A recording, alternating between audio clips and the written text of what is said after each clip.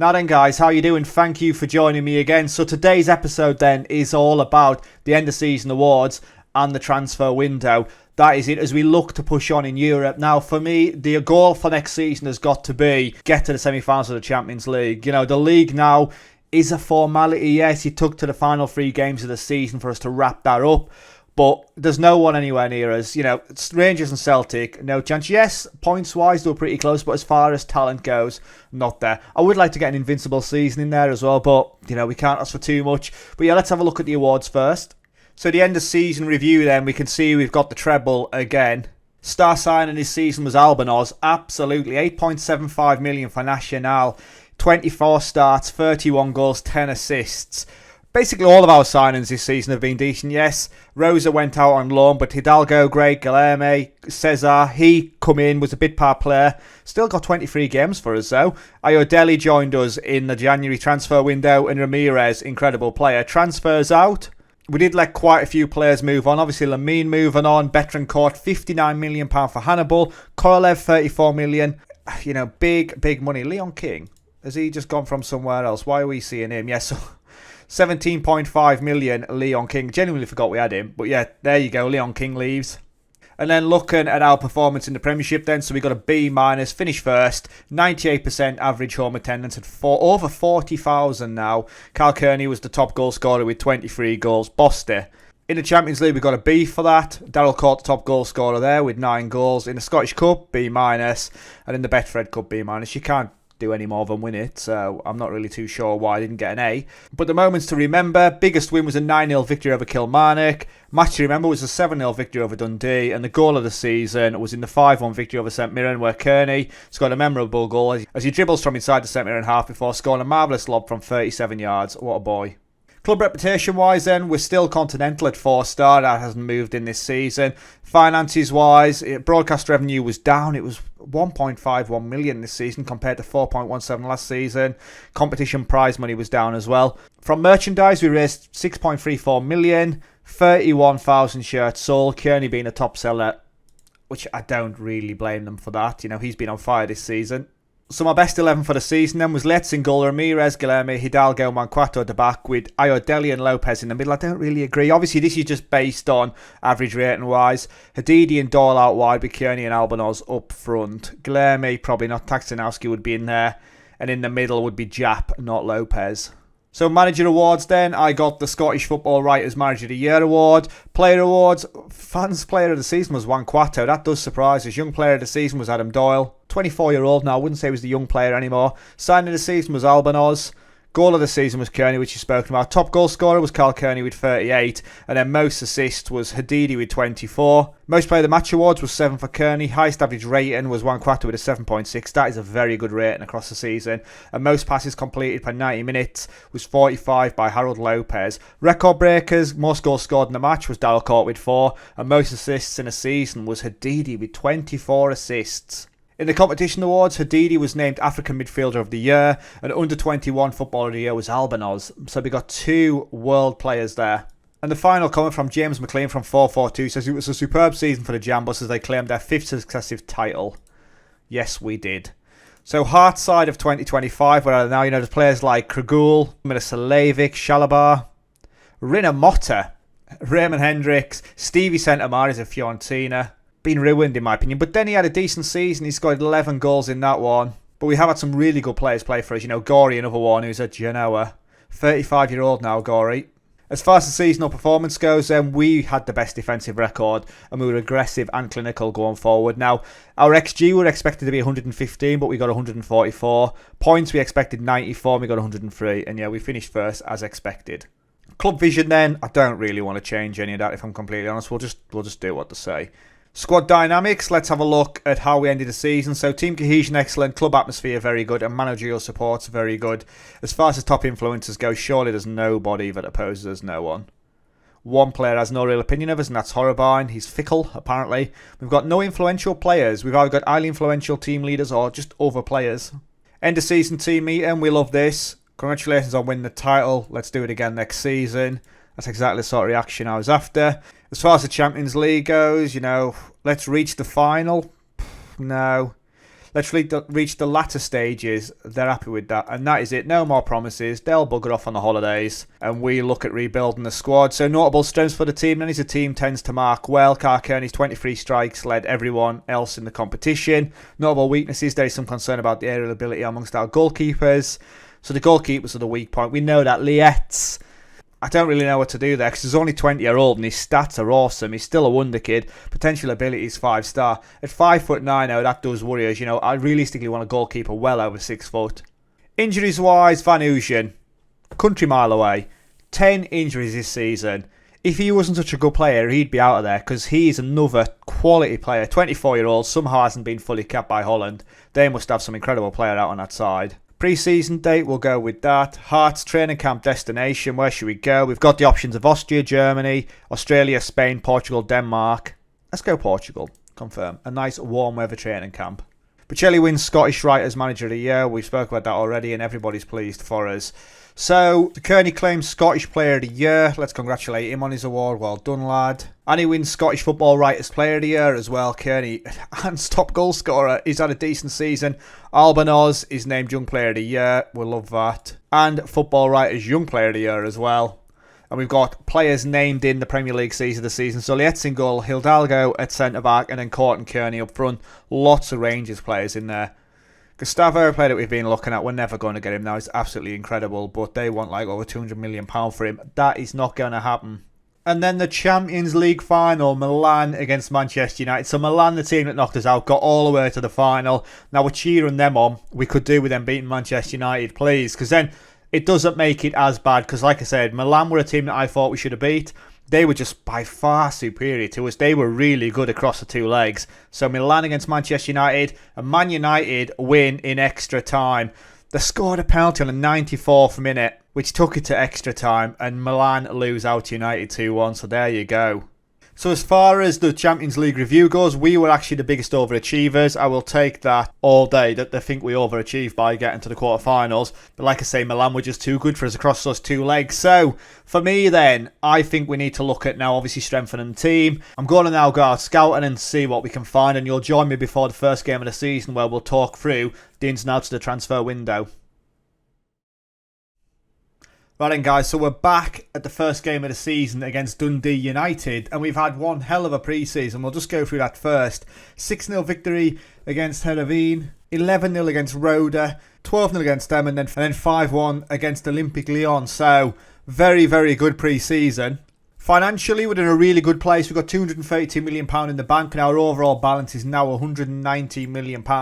So we've done not too much business. We have had a few players leave, and one of them, unfortunately, you're not going to be happy with. So I'll get that out the way first then, as Kearney has left and he has gone to Sheffield United.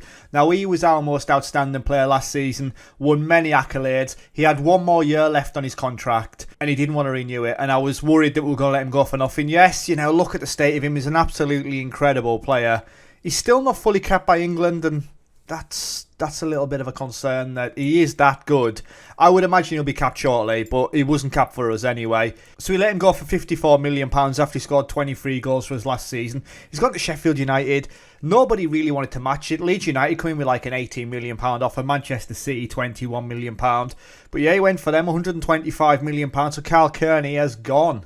Lynn Schweier was another player to go. His days with us were numbered at the start of last season. He managed to play the rest of the season for us, but he has gone to Brighton, so he'll also be playing in the Premier League. He went for £28 million. He's never stepped a foot wrong for us, not at all. Just as the squad progressed and the team got better, he didn't really move with them. So Lynn Schweier, he has gone to Brighton. Like I say, very good player for us. Has been Mr. Consistent. We will maybe miss a little bit of that Asian revenue that we get for shirt sales, but yeah, away he goes to Brighton. Garone was another one to go, and he's also gone off to play in the Premier League with Everton. So we sold it for £21.5 million up front, with an additional £10 million in add-ons. So I'm happy with how that went. We spent £19.5 million on him from Inter. He has, again, he's another Lynch-wise, he's been Mr. Consistent. 3 seasons with us, got an average rating of +7 all the way through. 26 games for us last season, didn't feel like he played that many times. But yeah, Garone has gone off to Everton. And Ismail Rosa has gone out on loan to Rangers, so we bought him last season. We spent relatively big money on him, £15 million. He went out on loan to Feyenoord, 24 against them last season. And Rangers come in this season. Now, why am I loaning him out to one of our rivals, one of our competitors? Because I think that's the right thing to do. Yes, he's a good player. Will he make Rangers stronger? Yes. He won't be playing against us. And for me, we get to see how he develops in the SPL. That's the big thing, because he's going to be one of our players come next season. I think it's fair to see how he fits on in that Rangers setup. And that's all the players that have left us. But coming in is Santiago Anivole, Argentine, capped already, 20-year-old wonder kid. Now his current ability is 3-star, potential ability 4-star. Heading, mark and tackling, all decent and all going to get better. Determination isn't really there. That would be my only concern. Like I say, wonder kid, he's got level-headed media handling style. We bought him for 7.5 million. Barcelona, Real Madrid, Inter Milan, Man City, we're all in for him and he chose Hearts. I think that says a little bit about how we're performing. And when we look at what we paid him, we're only paid him 20k per week as well, so I'm very happy with that. We then tried to strengthen in the goalkeeping department. We bought in Juan Ortiz. Now, this is a goalkeeper I've looked at 4 or 5 seasons ago. He's Andorran, 61 caps. And we were getting Lietz and Van der Vaarten, so I just looked past him. And this time round, I thought, why not? He's got a continental reputation. He's definitely as good as Lietz. He's 6 foot, that was a big thing. He's a European goalkeeper, 25-year-old. He's basically about to hit his prime. We paid £11.5 million for him as well. And he's a consistent performer at Espanyol. Yes, he does concede a fair few, but Espanyol, when you look at their league performances, in the past, 9th there, 10th, they're a mid-table size really, down in 13th there. So I'm not really overly worried about his previous ratings. Attributes-wise, communication 18, one-on-one 16, reflexes 16, position 16. Could be better at his first touch, and his pass is only 11. That is where Liet stands out. His distribution is incredible. But he's got the number 1 jersey. He's out injured. He's taken a knock in pre-season. He'll return in 5 days, and we'll fit him into the squad, and we'll see how he gets on. We then brought in Ian McNeil, and when you can see his mentals are absolutely incredible. He's got 20 flair, 17 off the ball, passing and technique both 17 as well. Currently 3-star, I think he's better than that, and his media description is a midfield orchestrator, so there you go. What more do you need to say there? He's hopefully going to dictate the play for us. Realistically wants to be behind the strikers, but we don't play anyone in that position. So we'll play in the midfield, beside AO Delhi and beside Jap and Horribine, potentially anyway. We got him on a free transfer from Chelsea. I'm buzzing with that. Free transfer, already valued at 15.25 million as well. It is a lot more than that. And we're paying 23k a week for him. That is absolutely incredible. So yeah, Ian McNeil will come in the centre of the park. And then the last player in is Aaron Hickey. He makes a return. He's been around the block, he has as well. He's paid £23 million for him. After he left us in the 2019-20 season for 1.8 million to Bologna, he then went to Borussia Dortmund for 12.25 million and then to Arsenal for 23 million. And we bought him for 23 million as well. So they've recouped the money. He's a bit of a squad player for Arsenal. He'll definitely be a squad player for us, but he's very, very good. And the big thing is, he's a full Scottish international, obviously. 85 caps, 4 goals for him now. 29-year-old. We'll get a couple of seasons out of him. Current ability 3-star. Obviously, he's playing to his full potential now as well. But he has played in the friendlies, and he's got 2 assists for us. So Aaron Hickey, the last player through the doors. That should be about it for players coming in. I have got my concerns, though. When we look at the transfers that are waiting to happen or offers that have been rejected, look at the amount of players that they're after. Hadidi has had an offer coming for £118 million from Real Madrid, rejected. His release clause is £132 million, so if they meet that, he'll go. Signorelli's had offers coming for him, a £74 million offer from Chelsea. We also had a £96 million offer from Inter Milan, which I chucked away. Albanos, there's some relatively small offers coming in for him. £16.75 million from Villarreal, not happening. Steven Jap was about to leave. He was about to go to Borussia Dortmund, but he rejected the contract. Ramirez, again, another big offer there, £65 million. Hidalgo is another big offer, £57 million. None of these players are going. Guilherme could potentially be leaving. He's got a 19.5 million release clause, and Everton have met it, so he could be on his way out. But I don't see much else happening. Hadidi's my one concern with his minimum release clause, that he could go for 132 million. But it is what it is. I'll take that 132 million.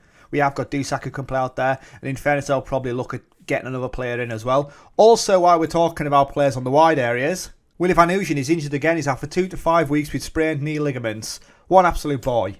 Honestly, I have never known anything like this. He's just such a good player. I don't want to get rid of him, but really I should be looking at cashing in on him. Look at the ability. Look at it though. 34.5 million.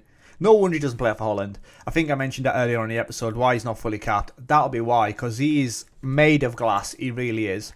Dynamics-wise, and obviously because of all those offers I've been rejecting, I've got a lot of unhappy players. So Dusak, Adidi, Guilherme, Hidalgo and Ramirez are not happy about the situation. Team cohesion is very good, club atmosphere is very good, and managerial support's excellent. But like I say, quite a few individuals that want to get out of here. Nobody opposes us, but I've still got two players, Dusak and Horaban, that have no real opinion.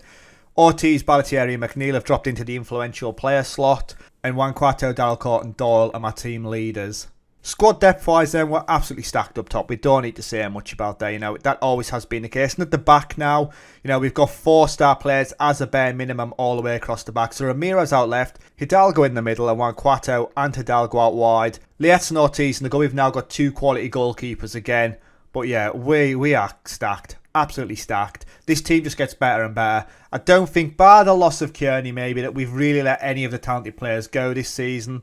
Carone, it was time to go. Lynch White, it was time to go as well. But hopefully that Kearney transfer doesn't come back to get us. We have got Hadidi, Signorelli, Court and Albanos, who can cause real problems up front anyway. So I'm not overly worried. That right-hand side is the only bit that I don't think we're as strong. Van Ugen's always injured. Doyle's got a big injury as well. Still not going to return for another couple of months. So we're going to be playing either Dusak or Signorelli out there. Potentially Ballatieri as well, but I don't think that's the way to go. That's realistically where he should be. So there we go then, guys. I'm quite happy with how it's set up. When we look at the fixtures, we've got Dundee United, Hibs, Queen's Park, Aberdeen and Dundee as the first 5 games. Easy peasy before we take on Celtic. When we look at, obviously, the season preview, then, yeah, we're 5-1 odds on to win it. And when you look at the Media Dream 11, Turnbull's the only player that isn't in our squad that makes it in. So, realistically, we should be winning the league again. So where are you going to join me next then? So for me, probably just play up until the first game of the Champions League group stages, and then we'll talk about the results so far. We'll talk about any levers, and we'll play that first game in the Champions League. So that's where you'll join me next then, guys. So thank you very much for watching. It's always been emotional, and I'll catch you in the next one. Ta-ra.